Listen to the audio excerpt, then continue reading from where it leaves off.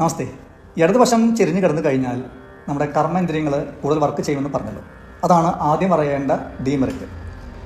രണ്ടാമത് പറയേണ്ട ഡീമെറിറ്റാണ് ഇന്ന് കുട്ടികൾക്ക്, അതായത് അധികം പ്രായം വേണ്ട, 8 വയസ്സിന് മുകളിലേക്കുള്ള കുട്ടികൾ വരെ ഹൈപ്പർ ആക്ടിവിറ്റി ഉള്ളവരാണ്. കൂടാതെ നമ്മുടെ അന്തരീക്ഷത്തിൻ്റെ അന്തരീക്ഷം മലിനപ്പെട്ട അവസ്ഥയുമാണ്.